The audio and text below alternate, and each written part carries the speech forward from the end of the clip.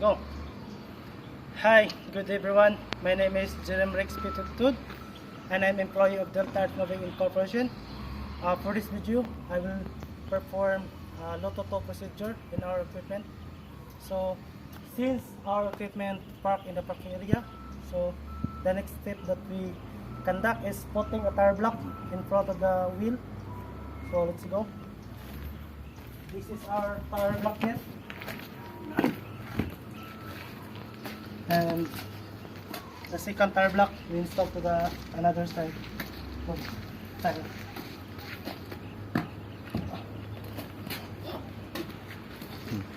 So since we have done installing tire block, the next step is we must go there in the cabin so that we can turn off the ignition switch. But before we totally get in there, we must conduct 3 body contact to ascend so that we can get there. So first is our foot.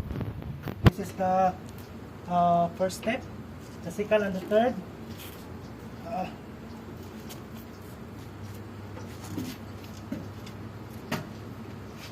So right now we are here in the cab. So we must turn off the ignition switch. So right now we are here in the cab. We can switch off the ignition switch.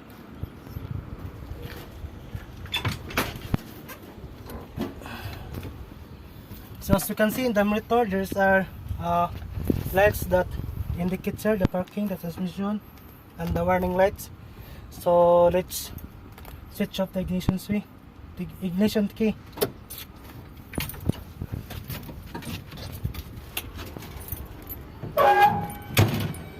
So we have done this switch off the ignition key. The next step is we go to the battery compartment to disconnect the battery connection. So this is the battery compartment. We open the battery cover and ensure the lock is totally locked here to avoid accident or injury. And then we can disconnect the battery. First, we must remove first the negative connection. To identify it is a negative in the battery, this is it has a sign minus and plus. So the positive sign is plus and the negative sign is minus. So here this is the minus, so we must remove it first to avoid battery spark, and ensure that the tools that you use is not connected to the positive so that we can avoid the battery short.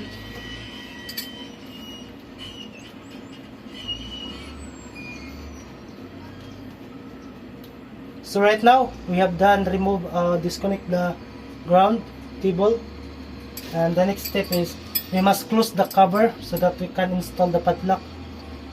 So let's close the cover.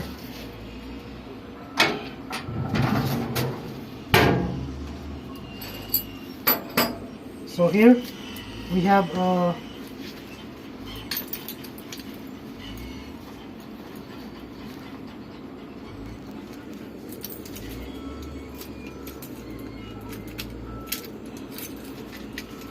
padlock. We install it to the battery compartment so that we can totally sure that the stored energy is isolated. So we have done. So the next step is we must testing the ignition to on.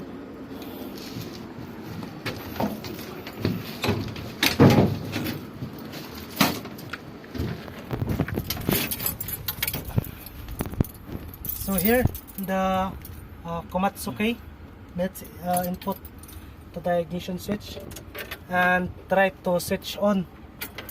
So it's already switched on.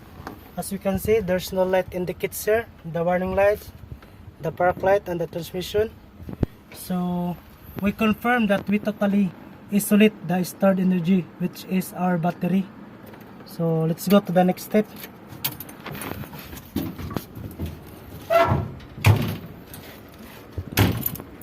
So right now, the next step is we must put signage to notify our teammates or the operator that this equipment is under repair. So we have a signage here. So this is the signage that we put in the in the windshield. So let's put it here.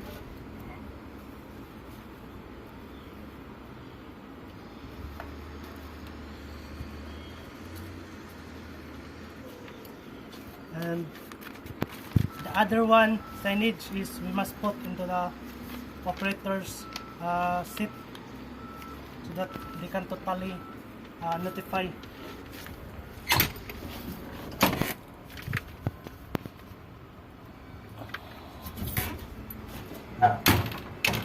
So we have done disconnect the battery, putting a padlock, putting a signage. So the next step is we must descend and perform 3 body contact. So let's go.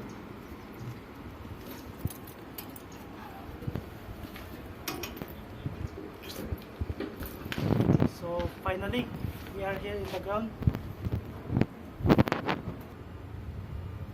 So right now we are here in the ground.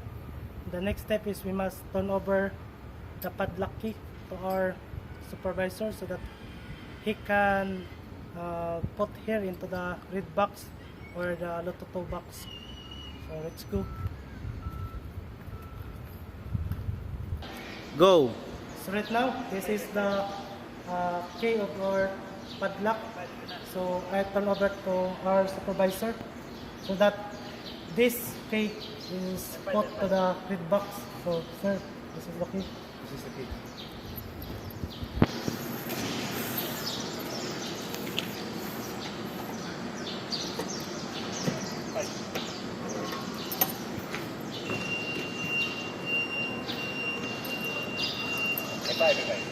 Fix or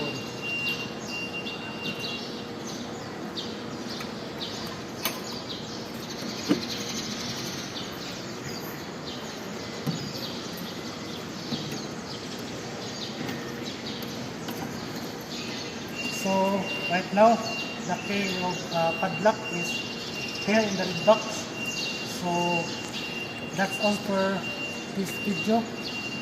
Thank you.